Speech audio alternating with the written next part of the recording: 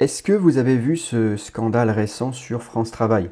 Il y a eu un travail d'enquête de Sarah Knafo pour mettre en exergue le niveau de gabegie, de dépenses foireuses, l'accumulation de délires économiques autour de France Travail, et vraiment une destruction de richesse folle au sein même de cette structure, ce qui est absolument pas étonnant, hein. Je veux dire, ça va de soi, c'est un machin soviétique, c'est une production d'État, c'est géré par l'État, c'est pensé par l'État, ça fonctionne pour servir l'État. Enfin, comment voulez-vous qu'il en soit autrement? C'est évident. Et tout ça, moi vraiment, je vous invite à prendre du recul pour comment dire, le penser à une échelle plus large. Tout ça se trouve à tous les niveaux de la sphère publique. Donc ce travail d'enquête de Sarah Knafo, il est très bien, hein, mais il faut aller plus loin maintenant. Il faut réaliser. Donc elle, bien sûr, je ne pense pas qu'elle peut aller plus loin que ça, compte tenu de son idéologie et de ses intérêts à elle aussi, hein, bien sûr. Mais moi, je vais plus loin, je vous le dis. C'est à tous les niveaux, ça. C'est pas que France Travail. C'est particulièrement cramé pour France Travail, disons. Mais ensuite, attention, c'est partout, partout, partout. Notre monde est profondément soumis à ces mécanismes, profondément corrompus, profondément soumis à des mécanismes pervers qui détruisent la richesse à tous les niveaux. Et ça, on va le voir ensemble aujourd'hui. Il y a un premier niveau qui est la spoliation via les prélèvements obligatoires et la manipulation de la monnaie. Donc l'État commence toujours par confisquer nos richesses, celles que les individus gagnent via le salaire, celles des entrepreneurs, des investisseurs, et tout ça se passe à différents degrés, enfin plutôt via différents mécanismes, pardon. Il y a l'impôt sur le revenu, donc là je le mets 82 milliards en 2023, plus de 20% quand même des recettes fiscales, un cinquième, c'est pas rien, ça compte pour eux quoi. La TVA, taxation indirecte sur chaque transaction, les cotisations sociales, ponction massive sur les salaires bruts, l'inflation monétaire, vol déguisé par la dévaluation de la monnaie, conséquence de la création d'argent ex nihilo. J'oublie évidemment plein de petites choses comme je le mets, mais voyez bien qu'avant même de pouvoir décider de son utilisation, notre argent nous a déjà été confisqué, tandis que celui que nous gardons est continuellement érodé par l'inflation. Mais attendez, ce n'est que le début. C'est vraiment que la première étape, hein. Là, j'ai même pas été beaucoup plus loin dans la circulation. Là, c'est vraiment une première chose, quoi. Parce que là, sachez que les gens, la plupart de nos concitoyens, comme on dit, pensent que ça s'arrête là, quoi. Et moi, je leur en veux pas, hein, c'est normal. Je veux dire, nous, enfin, dans notre esprit, en première instance, on se dit, bah oui, on travaille, on est prélevé, et c'est normal, puisqu'il faut bien financer les services publics, la collectivité, faire preuve de solidarité, il faut bien un système social. C'est la pensée moyenne de la plupart des Français, et même à droite, hein. Je veux dire, combien d'électeurs, je pense, du RN, pour prendre le parti majoritaire à droite, doivent penser ça, quoi, bien sûr. Bah, c'est normal tout ça. Enfin, alors d'une, non, c'est absolument pas normal, c'est un vol, l'impôt est un vol, je passe vite sur ça. Deuxièmement, c'est ne pas voir la suite. Ça, vraiment, j'allais dire, c'est une façade, enfin, c'est facilement justifié en plus. C'est très facilement justifié, c'est une première étape, ça passe comme une lettre à la poste, mais attendez, ça implique plein de choses derrière. Enfin, vraiment, vous n'êtes pas prêts, je crois. Je pense qu'il y a beaucoup de gens ici là qui vont apprendre quelque chose, enfin, en tout cas j'espère, et vous me direz tout ça en commentaire. Vient ensuite la loi de destruction totale, Bitur Camembert. En fait, chaque unité de richesse créée, vraiment le moindre centime qui vous est prélevé, va induire un certain nombre de luttes politiques. Concrètement, l'argent ne part jamais immédiatement vers les services publics. Jamais, jamais, jamais. Ça n'est pas vrai, c'est un pur mensonge qui arrange bien les hommes de l'État et tout le fonctionnariat, la bureaucratie, tous les organes publics, les médias d'État, tous les acteurs qui reçoivent de l'argent public. Bref, j'en passe et des meilleurs. Il y a tellement, tellement, tellement, tellement de gens. Enfin, c'est fou, c'est de la folie. Tout ça, ça les arrange bien. Alors certains le pensent vraiment parce qu'ils ont été éduqués comme ça, on leur a appris ça et ils l'ont cru, quoi. In fine, tout ça arrange bien le système. Je veux dire, tout ça permet d'invisibiliser la réalité. Et la réalité, c'est la destruction totale des richesses. Tout ça finit dans un écosystème, c'est ce que je marque ici, où la prédation est totale et vient détruire la richesse initialement volée par des mécanismes de captation de cette richesse. Donc en fait, il y a une double destruction minimum, hein, et ensuite en fait beaucoup plus. Ensuite, en faites beaucoup plus. Bien sûr, c'est pas fini après. C'est pas fini. C'est ça le truc. La richesse qui vous est volée, initialement, il y a des gens qui vont se battre pour elle. Il y a un millefeuille très complexe, qui sert à justifier tout ça. Il y a du lobbying, de la corruption, du clientélisme, de l'influence, pour obtenir des subventions, des marchés et divers privilèges ou avantages. Il y a toute la propagande d'État, qui sert à justifier son existence même, bien sûr, à travers par exemple l'éducation nationale ou ses médias. Et je le dis encore, hein, j'oublie plein de choses, bien sûr, mais je vais vite parce qu'en fait il y a trop de trucs. Ce qui compte, c'est de comprendre que l'État ne crée pas de richesse et bien sûr n'incite pas non plus à le faire. Pas du tout.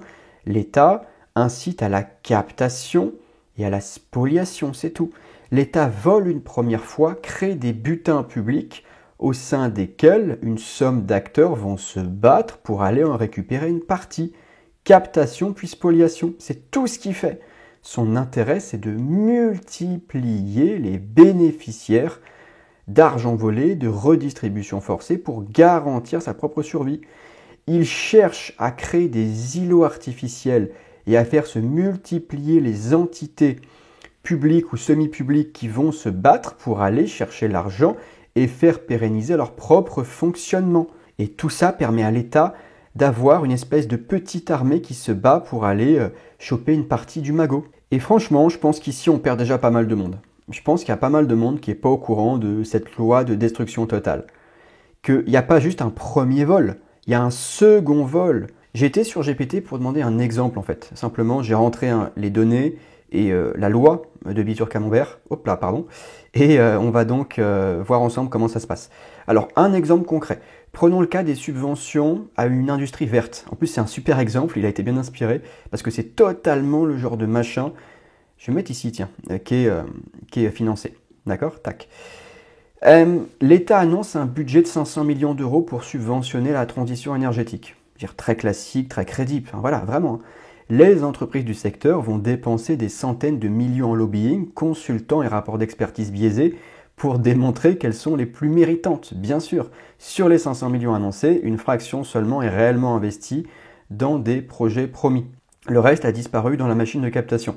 Et quand ils mettent une fraction seulement est réellement investie dans les projets promis, oui, enfin d'accord, sauf qu'en plus c'est investi d'une manière qui va toujours être, si vous voulez, soumis à des incitatifs, on va dire, non économiques. Enfin, c'est toujours à chaque fois recramé plus tard encore. Puisque ce n'est pas des boîtes classiques, ce n'est pas des entreprises à chaque fois, hein. C'est toujours des machins en copinage. C'est jamais vraiment investi comme sur le marché. C'est ce qu'on appelle un jeu à somme négative. Plus il y a d'argent public en jeu, plus il y a de coûts de prédation, et moins il en reste pour une quelconque utilité réelle. Pourquoi cela perdure? Parce que chaque acteur du système a intérêt à ce que cela continue. Tout à fait. Les politiques et les bureaucrates y trouvent leur justification d'existence. Les entreprises de connivence y voient une source de revenus garantie sans risque de concurrence réelle. Tout à fait. La concurrence, c'est le pire ennemi des tricheurs du marché, quoi. Des gens qui sont en copinage. C'est leur pire ennemi. Ils veulent pas de concurrence. Surtout pas. Surtout pas. C'est pour ça qu'ils sont prêts à corrompre, à jouer de lobbying, bien sûr. Et tout le temps, c'est pas leur jeu du tout, quoi. Les médias d'État et influenceurs du système font la propagande nécessaire pour légitimer tout ça, évidemment. Résultat final, un État qui dévore les ressources productives, tue l'initiative privée, oui parce que la concurrence est tuée, et perpétue un modèle de prédation où seule l'élite du parasitisme prospère. Tout à fait. C'est très bien formulé et ça montre bien que chacun des acteurs y trouve son compte. Tout ce para-étatisme, tout ce lobbying, toute cette corruption, tout ce cramage d'argent par strates, tout ça doit continuer puisque si ça ne continue pas, c'est l'État lui-même qui est en danger. Et c'est rendu complexe volontairement, bien sûr, pour ceux qui demandent là, pourquoi c'est si complexe, mais parce que ça recrée des jobs, ça recrée des comités, ça recrée des circuits fermés, ça recrée de la corruption, mais vraiment, pensez comme ça maintenant, je vous invite vraiment à quitter la naïveté, à se demander, mais pourquoi est-ce qu'ils sont pas plus simples, pourquoi est-ce que c'est pas plus comme ci, comme ça? C'est pas leur jeu, c'est pas leur intérêt, c'est un jeu à somme négative, c'est une guerre contre la richesse. ce sont les forces étatiques contre le marché. Une fois que tout ça est passé, et là déjà, il y a eu un cramage d'argent qui est stratosphérique, enfin, vous comprenez bien. Une fois que tout ça est passé, viennent au pluriel, d'autres types de redistribution. L'argent volé, il va être dispersé dans plusieurs couches. Souvent, on parle de millefeuilles administratifs et, on va dire, divers projets d'État et je le mets aussi ici, tout ce qui va être collectivité territoriale. Donc il y a l'État central, il y a le régalien, il y a les cabinets ministériels, les subventions encore. Je pense aussi qu'il faut mettre là-dedans tout le train de vie des élus, députés et compagnie, quoi. J'aurais pu le mettre, je pense que ça va à cet endroit-là. Hein. Voilà, ça c'est une première chose. Il y a après forcément tout ce qui va être le fameux système social, et donc les cotisations forcées hein, et les impôts qui vont sous forme de prestats. Donc la santé, les retraites, le chômage, allocations diverses, pareil, il y a plein de trucs. Et tout ce qui va être les régions, départements, communes, intercommunalités, voilà. Donc là, gestion des infrastructures, transport, éducation, urbanisme, voilà. Coût du millefeuille, 7,5 milliards, voilà, selon un rapport de 2024. Et tout ça, encore une fois, permet de légitimer l'existence d'un certain nombre de personnes. Existence économique et sociale, hein, j'entends. Tout ça sert le système. C'est pas un bug, c'est une feature, c'est normal, c'est la base pour eux. C'est ça leur jeu. C'est ça que j'arrive pas à faire comprendre parfois à beaucoup de gens qui me demandent mais pourquoi, comment ça se fait? Mais parce que c'est leur jeu, c'est ça qu'il faut. Ils ont raison.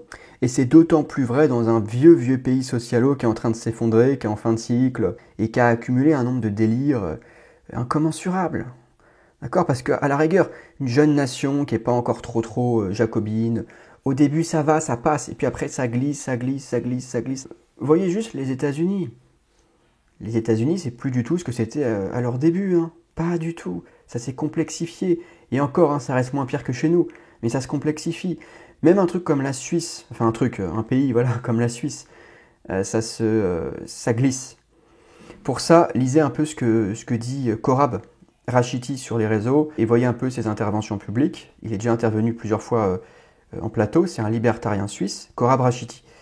Il le dit bien, c'est en train de glisser, c'est pas du tout si rose qu'on croit la Suisse, non, tout glisse, c'est normal, c'est leur jeu tout ça.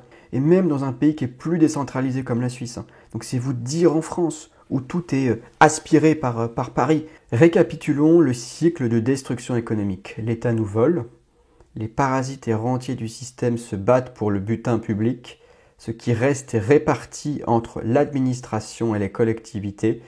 Une partie est encore gaspillée entre des projets publics dont le coût final est ahurissant à cause de tout ce parcours.